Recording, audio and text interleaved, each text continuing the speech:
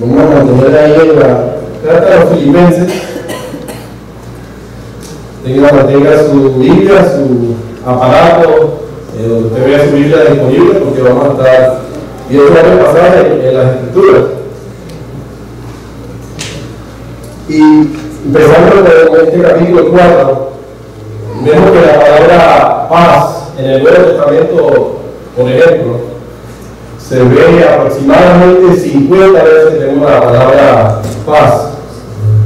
Y específicamente aquí en el capítulo 1 y en el capítulo 4 lo vemos, en esta carta completa la vemos 3 veces. Primero la vemos en el capítulo 1, versículo 2, lo vemos aquí en el 7, el 4, 7 y el 4, 9. Pero estamos viendo que durante toda la palabra de Dios, en toda la escritura, en toda la Biblia, vemos el tema de la paz. Se habla sobre la palabra paz. Pero es importante saber y entender que a lo que nosotros quizás estamos acostumbrados a entender como lo que es paz, no es necesariamente a lo que se refiere la palabra de Dios, sino siempre se refiere a la paz como una ausencia de sufrimiento, de conflicto o de problemas. Entonces no cabe duda que la palabra es importante, entender qué significa la paz. Y es interesante que cada vez que vemos, por ejemplo aquí en esta carta, la palabra paz está relacionada con Dios, con Cristo, con Dios y con Cristo.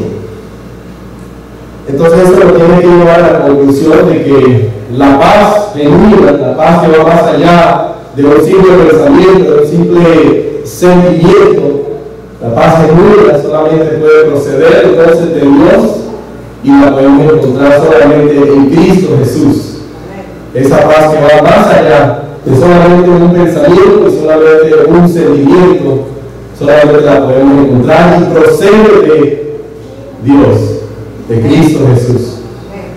Y quizás usted diga, pues, es fácil leer este texto, es muy fácil solamente decirlo, porque Pablo, no sabe lo que yo estoy sufriendo. Quizás usted ha llegado a ver esta mañana y da lo mismo, ¿no? Pues es muy fácil decirlo, ¿no? Porque no es muy fácil decirlo cuando uno no está pasando por X circunstancias o no está experimentando X conflicto o cualquier cosa que está pasando en su vida. Es importante ver entonces, bueno, ¿de dónde viene? O qué credibilidad tiene una persona que nos está hablando, o Dios está usando para hablarnos a nosotros en cuanto a la paz en esta misma carta. Yo puse ahí un pasaje que lo podemos encontrar en Corintios, 2 Corintios, capítulo 11, el versículo 23 al 28, no lo quiero indicar, pero su tiempo lo puede usar como referencia, ¿no? Y él mismo, el autor, Dios usa al autor, que es el mismo autor Pablo, para hablar, no de una manera como captándose o de una manera gloriándose en su sufrimiento, pero sí defendiéndose en contra de unas personas que decían, bueno, tú no tienes credibilidad como un apóstol para venir a hablarnos de esa manera. Y él habla, ahí ustedes pueden ver, es como un resumen de lo que él dice: he recibido golpizas, he naufragado en el mar, he estado encarcelado, o sea, un sinfín de situaciones, de circunstancias que él había pasado, pero igual dice que no se gloriaba, no se exaltaba en su propio ser, sino más bien en su debilidad, que Dios se hacía fuerte. Pero sí tiene credibilidad entonces la persona a la cual nos está hablando aquí de la paz, porque es una persona que ha experimentado, incluso en esta misma ocasión, al escribir esta carta a la iglesia de Filipo, y ahora para nosotros se encontraba preso, sufriendo aún por las personas a las que él escribe, porque ellos sabían que ellos se sentían tristes, estaban sufriendo porque él estaba sufriendo. Entonces, ¿tiene credibilidad o no tiene credibilidad? Sí tiene credibilidad para hablarnos de lo que es la paz. Pero igual, te diría lo mismo.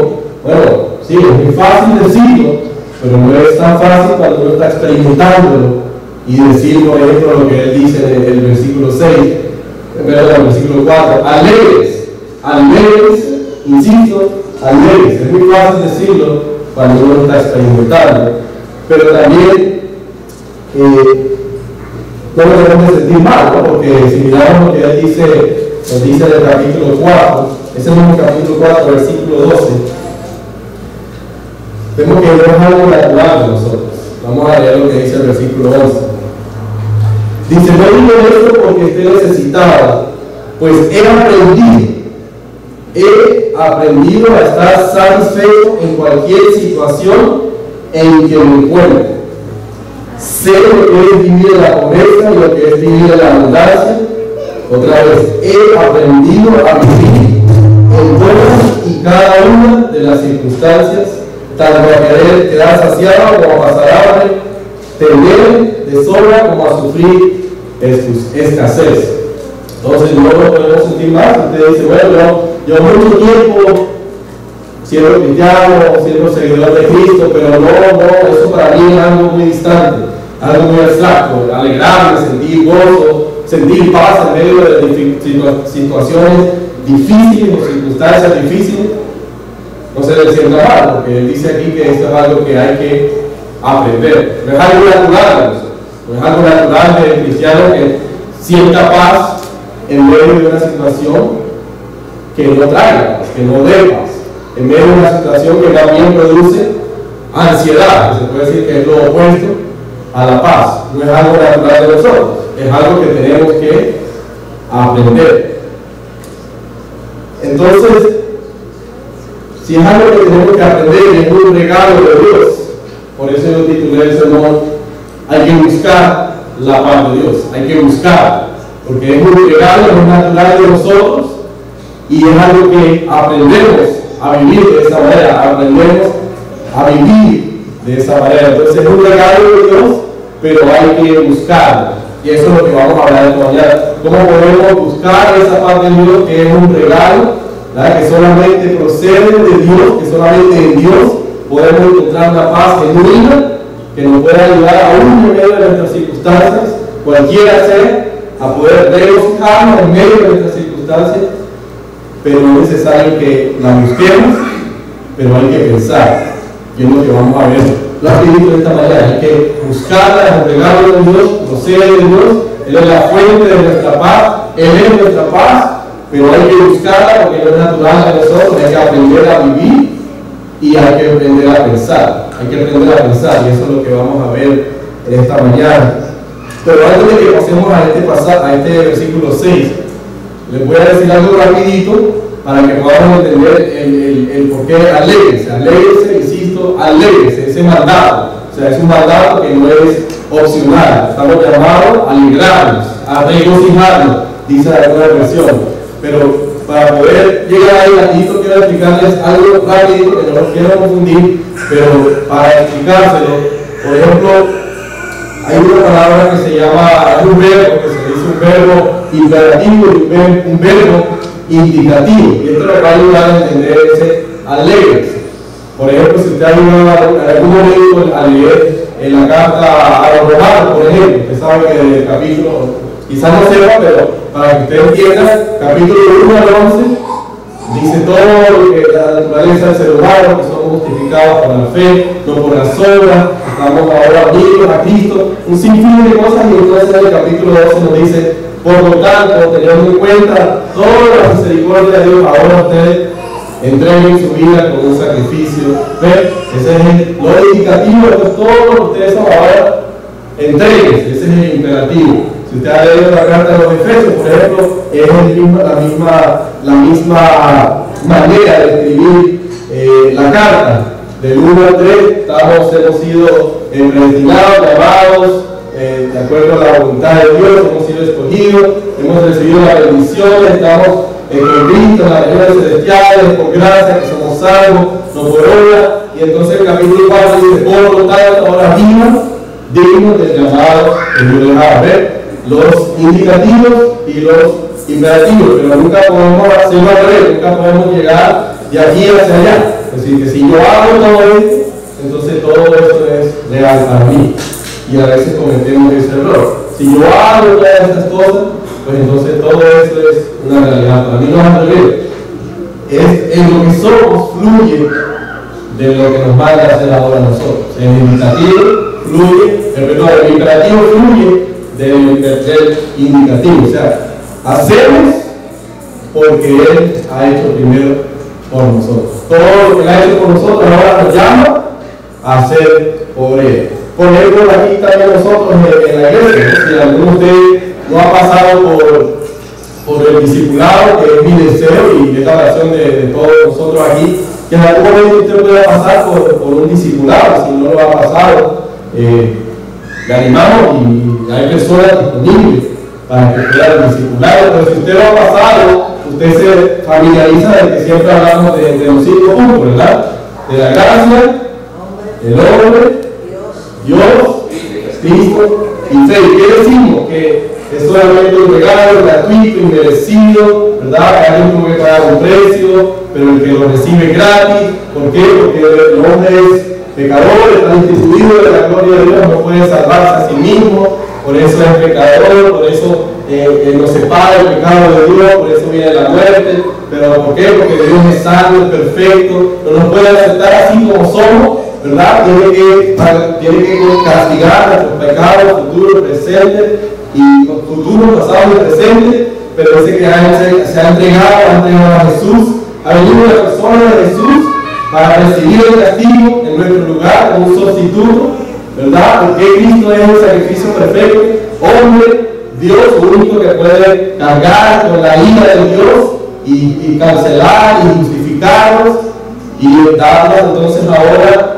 la fe para poder creer. Entonces ahora nosotros podemos servir. Es igual, todo lo que ha hecho por nosotros nos ha liberado, nos ha cancelado la deuda, ahora nos van entonces a servirle, a leer la palabra. Por eso venimos, nos congregamos, por eso le servimos, por eso le hablamos a otras personas de Cristo. Y entonces la pregunta sería, ¿tenemos entonces motivos para regocijarnos? Amén. Versículo 4 dice, alégrense siempre en el Señor. No podría decir alégrense porque alégrense, ¿no? Solo alégrense, ¿no? Hay motivos por el cual nos podemos alegrar, hay motivos por el cual nos regocijamos. Amén. Entonces así nos ayuda a entender. Y igual para ellos no fue un diferente mensaje de lo que nosotros creemos, no es diferente. Ellos igual tenían la misma razón por alegrarse en el Señor. Amén. Entonces, eso nos lleva entonces al primer punto, que la paz de Dios es independiente de mis circunstancias. Veamos lo que dice el versículo 6, dice, no se inquieten por nada, más bien en toda ocasión, con oración y ruego, presenten sus peticiones a Dios y denle gracia, y la paz de Dios que sobrepasa todo entendimiento cuidará su corazón, cuidará sus corazones y sus pensamientos en Cristo Jesús. Y vemos una relación entre la paz de Dios y la oración. Pero si usted sigue siguiendo ese pensamiento, la misma razón que nos causa alegría, que nos causa regocijarnos, es la misma razón que nos lleva a orar, a una petición, a un ruego y aún a dar gracias, como dice, den gracias, aunque no hayan recibido la contestación de la oración. Aunque no se desaparezca la situación por la cual estés pasando, que te está causando esa inquietud, la misma razón que te causa regocijarte es la misma razón que te lleva a orar, a rogar y a dar gracias aún antes de que puedas recibir la contestación o la respuesta a esa oración. Y cuando hago esa oración, cuando ruego, creo, estoy confiado de que el Señor está en control, dice que la paz de Dios, por eso digo que es independiente, por eso dice que es independiente de nuestras circunstancias, porque dice que esa paz sobrepasa todo lo entendimiento, todo lo entendimiento. Lo que tú estás tratando de entender, lo que estamos tratando de entender que nos está causando esa ansiedad, yo estoy tratando de entenderlo con mi mente humana. Dice que esa paz que cubre el corazón y el pensamiento sobrepasa todo lo que tú estás tratando de darle una respuesta, un diagnóstico a tu situación. Dice que esa paz sobrepasa todo entendimiento, pero que es la misma alegría, ¿verdad? Que ya sabemos por qué nos podemos alegrar por todo lo que Él ha hecho, y esto va más allá de solamente pensar, bueno, estoy alegre porque Dios me ha regalado la vida, que me ha regalado hijos. No, cuando vamos más allá, de que te ha regalado esto, te ha regalado ahora acceso a la presencia de Dios en la persona de Jesucristo, porque de mí no era natural, de mí no era natural querer servir, de querer adorar a Dios, de querer amar a mi prójimo, pero Él me ha dado eso por fe. Eso causa alegría en mí, me causa regocijo en medio de cualquier situación, me lleva a orar, a rogar, y aún sin haber esperado la respuesta, sin aún haber recibido cualquiera de las respuestas, cualquier respuesta que yo esté esperando, en medio de esa situación, me da paz, porque sobrepasa, la paz de Dios solamente sobrepasa todo el entendimiento. Por eso decía que es muy diferente la paz de Dios a cualquier otro significado o descripción a la cual estemos acostumbrados nosotros de lo que es la paz. Que normalmente cuando hablamos de paz, es paz, pero cuando hay paz no debe haber conflicto, es lo que normalmente escuchamos, estamos acostumbrados a escuchar, de que la paz siempre tiene que estar ausente de conflicto, pero aquí nos dice algo contrario, que aún, porque sabemos lo que estaba pasando el autor, ¿verdad? Aún los mismos creyentes a los cuales escribe, les da el mandato, alégrese aún en medio de lo que están pasando. ¿Por qué? Porque lo que les causa a ustedes alegría y lo que es paz para ustedes, esa misma fuente, ese mismo objeto en cual está puesto su paz, es suficiente para que mantengan alegría y mantengan paz. Y pueden orar de esta manera, ¿verdad? Orar sabiendo, Señor, quizás tú no me viste esta situación. Señor, quizás tú no me resuelvas este problema, pero te doy gracias de todos modos. Te doy gracias porque yo sé que tú estás en control de todo lo que me está sucediendo en este momento. ¿Por qué? Porque si tú me has dado la motivación por la cual ahora estoy alegre y me puedo regocijar, es la misma que me puede llevar a orar dando gracias. Que me conteste o no me conteste, te doy gracias. Igual. Y esa paz dice que guarda mi corazón y mis pensamientos en Cristo Jesús. Tenemos, por ejemplo, Salmo 29:11 dice: el Señor fortalece a su pueblo, el Señor bendice a su pueblo con la paz. Salmo 85:8 y 10 dice: voy a escuchar lo que Dios, el Señor, dice. Él promete paz a su pueblo y a sus fieles, siempre y cuando no se vuelvan a la necedad. Y en el Nuevo Testamento vemos a nuestro Señor Jesús en Lucas 7:50, hablando de la paz en relación con la salvación, le dice a la mujer: tu fe te ha salvado. Le dijo Jesús a la mujer: vete en paz. Lucas 7:50. Tu fe te ha salvado. Ahora vete en paz. No significaba ausencia de problema, ausencia de ninguna circunstancia, pero solamente porque ahora eres salva, tienes paz. Eso es paz para ti, porque tienes al dador de la paz. Juan 14:27. La paz les dejo, mi paz les doy. Y este es clave. Yo no se la doy a ustedes como la da el mundo.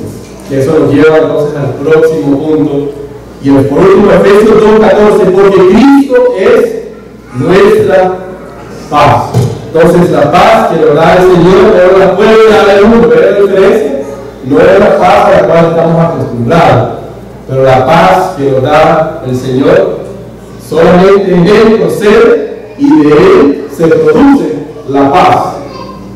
Es un regalo, hay que buscar la paz, porque no es natural de nosotros de vivir en paz. Por el último punto nos dice que también entonces es necesario pensar. Es un regalo de Dios, no es natural de nosotros, hay que buscar la paz, tenemos motivo porque ahora nos podemos regocijar y vivir en la paz de Dios, pero tenemos que pensar, tenemos que, otras traducciones dice considerar, como lo que dice el versículo 8. Dice, por último, hermanos, manteniéndolo todavía en el contexto de la paz y la alegría o gozo en medio de una circunstancia difícil, una circunstancia que opuesta a la paz sería que nos cause ansiedad, manteniéndolo con ese pensamiento. Dice, por último, hermanos, consideren bien todo lo verdadero, todo lo respetable, todo lo justo, todo lo puro, todo lo amable, todo lo digno de admiración, en fin, todo lo que sea excelente o merezca elogio. Pongan en práctica todo lo que de mí han aprendido, recibido y lo que han visto en mí, y el Dios de paz estará con ustedes. Ahora cambia la paz de Dios, ahora el Dios de paz, porque no hay otro Dios, es el único Dios que hay y Él es la fuente de paz, pero dice que hay que pensar, hay que considerar. Y aquí es importante que podamos establecer y clarificar de aquel qué es lo que nos está mandando hacer el Señor, ¿no? Porque muchas veces yo he escuchado y nos acostumbramos a decir, bueno, quizás aquí lo que está diciendo es que seamos positivos, hay que ser positivos, hay que contestar cosas positivas, hay que pensar en cosas buenas, o algo similar, ¿no? Pero ahí lo que él está hablando no es que seamos positivos, ¿verdad? Porque ser positivo es algo como muy abstracto, ¿verdad? No tiene una fuente, no tiene algo objetivo. Cuando nosotros pensamos en lo que Dios es, en lo que somos nosotros en Cristo, eso sí es objetivo, porque eso depende de una realidad, es objetivo, eso no cambia, ¿eh? Por eso no puede cambiar mi paz en medio de las circunstancias, porque mi paz no depende de las circunstancias, sino que es objetiva, está puesta en Cristo, y eso no cambia. Lo que Él ha hecho por mí, lo que Dios ha hecho por mí en Cristo, eso no cambia, no cambia y nunca cambiará.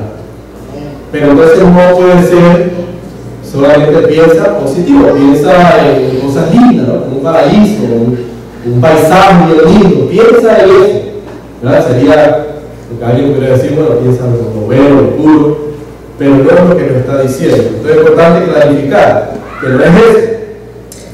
Tampoco puede ser lo que la cultura les decía a los cristianos en este entonces, a los receptores de esta carta. No podría ser, porque si no, porque él diría, piensen entonces en lo puro, piensen en lo verdadero.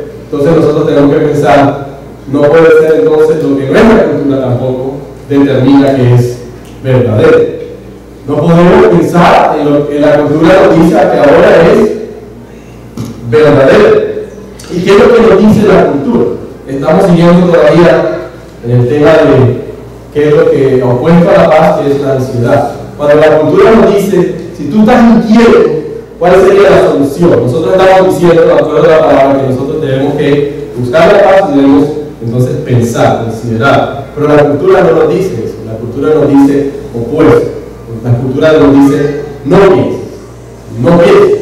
La cultura te dice, desconéctate de lo que está pasando. Eso es lo que te hace falta. Te hace falta desconectar. O sea, no pienses. Es más, no sé si ustedes sabían, pero en inglés, por ejemplo, la palabra que se usa para un parque de diversión, es un parque de amusement, un amusement park. ¿Qué significa eso? El amusement es completamente lo contrario de pensar. No pienses, es parte de lo pensar. Igual, parque de diversión es igual, imagínate, ¿no?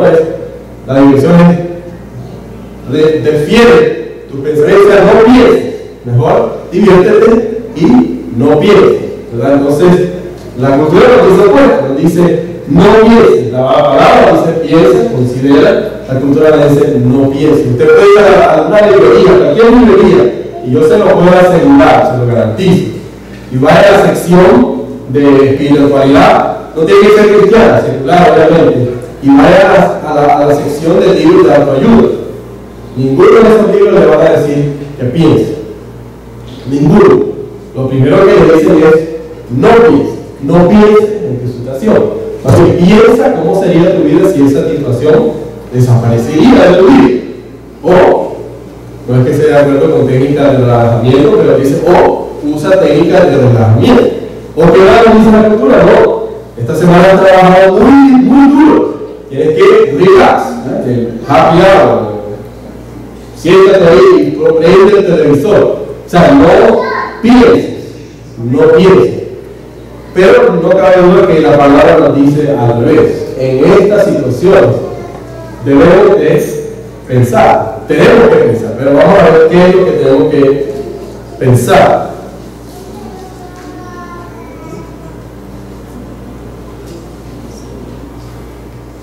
Otra cosa que nos dice la cultura, y esto es importante que lo podamos entender, ¿no? y poder, nos ayuda a poder entender por qué es que la cultura de los hielos no nos anima, no nos habla de pensar. Es porque, y esto nos va a ayudar a poder entender todo lo que está sucediendo alrededor de nosotros, y nosotros lo que hablamos en el cristianismo es de tener un fundamento de cómo ver al mundo. Y si usted solamente analiza hacia afuera y analiza lo que nosotros creemos, nosotros, de acuerdo a la palabra de Dios, hablamos de que vemos el mundo así, de un creador, una caída, esperamos un redentor, ¿verdad? Y estamos siendo redimidos y sabemos que en algún día se culminará, llegará su cumplimiento cuando regrese otra vez al Señor. Tenemos creador, la caída, estamos siendo redimidos, necesitamos un redentor, un salvador, y un día todo llegará a su culminación cuando nuestro Salvador regrese. Pero cuando usted mira la cultura no vive de esa manera. La filosofía de vida del mundo no es así. La cultura no vive de esa manera, sino más bien no hay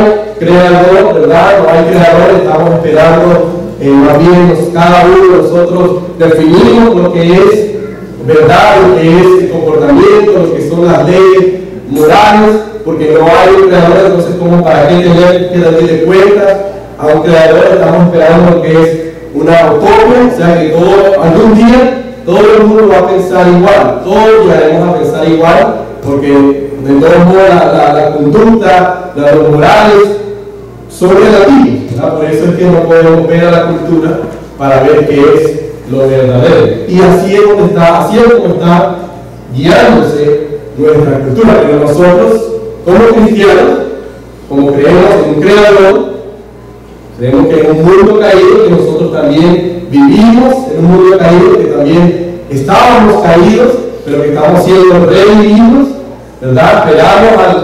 Vino el Redentor, nos redimió, pero esperamos la culminación. Entonces, cuando usted vea hacia la cultura, usted tiene que verla así, ¿verdad? Que ellos están ciegos, no creen, por eso no es moral, por eso no importa cualquiera que define qué es moral, qué no es moral. Entonces no hay verdad absoluta, porque si no hay un creador, no hay verdad.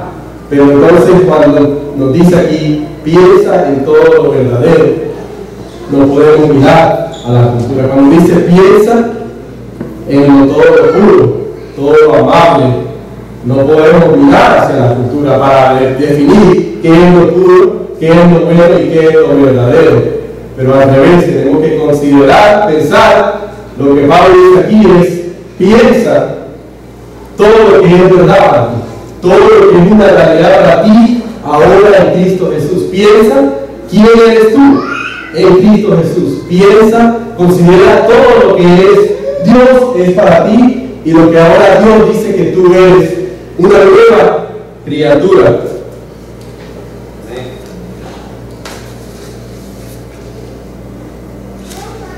Piensa, por ejemplo, lo que nos dice en el capítulo 3. Piensa ahora cuando tengas una circunstancia, cuando estás pasando por un momento de dificultad, en vez de pensar lo que la cultura te dice que no pienses, dice piensa, considera lo que es una realidad para ti, de que no depende ahora de tus obras, de que hemos sido justificados, que como dice Pablo, que Él quiere una justicia que no depende de sus de sus obras, sino que es mediante la fe en Cristo Jesús, quien está hallado en esta justicia, con lo que nos dice, por ejemplo, en Romanos 5, del 1 al 3, que nos dice que hemos sido justificados mediante la fe, tenemos paz con Dios por medio de nuestro Señor Jesucristo. También por medio de Él, mediante la fe, tenemos acceso a esta gracia, a la cual nos mantenemos firmes. Dice así que nos regocijamos en la esperanza de alcanzar la gloria de Dios. Y no solo esto, sino también en nuestros sufrimientos, porque sabemos que el sufrimiento produce perseverancia. Romanos 8:18, que nos dice: ahora pensemos y se considera que en nada se comparan los sufrimientos actuales con la gloria que ha de revelarse en nosotros. Por Romanos 8:24, porque en esa esperanza fuimos salvados, pero la esperanza que se ve ya no es esperanza. ¿Quién espera lo que ya tiene? Pero si esperamos lo que todavía no tenemos, en la esperanza mostramos nuestra constancia. O Romanos 8:26, 8:28, que nos dice: ahora bien sabemos que Dios dispone todas las cosas para el bien de aquellos que lo aman, los que han sido llamados de acuerdo con su propósito, porque a lo que Dios conoció de antemano también los predestinó a ser transformados según la imagen de su Hijo. Sin embargo, 37, en todo esto somos más que vencedores por medio de aquel que nos amó, pues esto estoy convencido de que ni la muerte, ni la vida, ni los ángeles, ni los demonios, ni lo presente, ni lo porvenir, ni los poderes, ni lo alto, ni lo profundo, ninguna cosa alguna en toda la creación podrá apartarnos del amor de Cristo. Amén. Entonces, cuando yo tenga que pensar, me dice: la paz no es natural en mí, hay que aprender a vivir de esta manera. Tengo un motivo para regocijarme, lo que causa mi alegría, lo que me lleva a cumplir este mandato. Alégrese, insisto, alégrese. No es opcional, es un mandato. ¿Pero por qué? Porque tenemos motivos para alegrarnos por lo que Cristo ha hecho con nosotros, nos ha salvado, nos ha rescatado. Ahora vivimos para servirle. Esa es la motivación, esa nos lleva entonces a orar y a estar confiado aún y dar gracias, sin aún haber esperado, sin haber recibido la contestación por la respuesta de nuestra oración. Pero también, para poder llegar a eso, hay que pensar, hay que considerar, porque cuando yo pienso en mi situación actual, mi entendimiento me dice: no puede ser. Pero cuando pienso, cuando considero, nada me separará del amor de Dios. Nada, ni lo alto, ni lo profundo. Todo es pensar en todo lo que la palabra de Dios nos dice acerca de nosotros. Entonces la paz de Dios cuidará y guardará mi corazón. Pero hay que aprender y hay que pensar, no dejar de pensar. No cuando hay una situación difícil, es decir, tomar una decisión rápida, uno dice: tengo que, para olvidarme de esto, me voy, me subo en el Tumbay y salgo por ir para allá para divertirme o para olvidar la situación. No estoy diciendo que hacerlo sea una cosa equivocada, o sea mal, pero que hacerlo buscando despejar esa situación, olvidarse de esa situación, es como ponerle, por ejemplo, un parche a una goma ponchada. Eso no va a durar. En algún momento se va a tallar la goma, es igual. Pero cuando yo considero lo que la palabra de Dios me dice, en cualquier circunstancia que sea, dice que la paz de Dios que sobrepasa cualquier situación que esté pasando, que la esté tratando de entender a tu manera, dice que la paz de Dios cuidará mi corazón y mis pensamientos. Y después al final dice: todo lo que has aprendido, todo lo que has oído, es enseñanza. Lo que hemos aprendido, lo que nos dice Dios en su palabra acerca de que quién somos ahora y que Él está en control de todo, lo que Él es soberano, lo que han oído, han visto en mí. Ahora eso pongan en práctica. Y el Dios, que no hay otro Dios, como dice la cultura, que no hay Dios, por eso no importa, no hay realidad. La verdad no es objetiva. que nosotros decimos que sí es objetiva, hay una sola verdad, y de acuerdo a esta verdad que vivimos nuestra vida. Ese es Dios, que es el Dios de la paz, que no hay otro lugar donde te pueda encontrar la paz.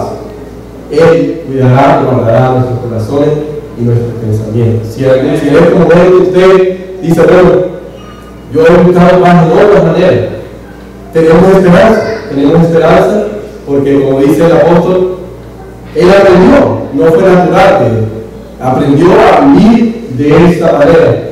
Pero imagínense si se hubiera dejado llevar, porque lo que decía la cultura que era lo que traía paz a su vida. Imagínense nosotros si seguimos buscando la paz en lo que nos dice la cultura, que no pienses, que olvídate de su situación. No, nosotros podemos decir, creo en mi situación, no tengo que llegar a mi situación. Puedo ver mi situación, pero puedo ver que mi Dios es más grande que mi situación. Y en medio de mi situación me da paz, porque tengo un motivo para alegrarme y regocijarme en medio de cualquier situación y ir adelante de su presencia en oración, en ruego, y como dice, y darle gracias por mi situación. Y la paz, que es más que un sentimiento, que es más que una emoción, sino que es una realidad, la paz que tenemos en Dios y que ahora hemos tenido porque fuimos reconciliados con Dios, y ahora dice que tenemos paz con Dios, cuando antes éramos enemigos de Dios.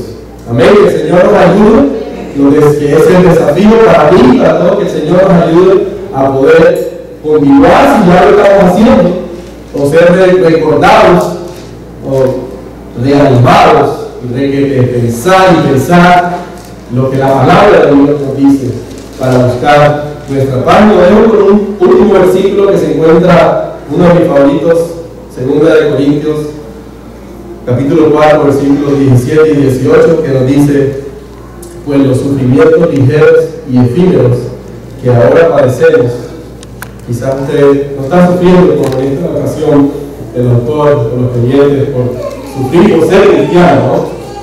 Sufrir la persecución, por ser fiel, por estar firme en el Señor, pero igual nos dice, los sufrimientos ligeros y efímeros que ahora padecemos, dice, producen una gloria eterna que vale muchísimo más que todo sufrimiento. Dice, así que no nos fijamos en lo visible, sino en lo invisible, ya que lo que se ve es pasajero. Tu situación, pasajera, mientras que lo que no se ve, que es donde está nuestra paz, que es nuestra motivación para arreglarlo, lo que nos da regocijo, lo que nos alegra, es objetivo, una realidad. Cristo, Dios, el hombre de Dios, encarnó, vino, pagó la condena por nosotros, canceló la deuda, ahora nos da paz para con Dios.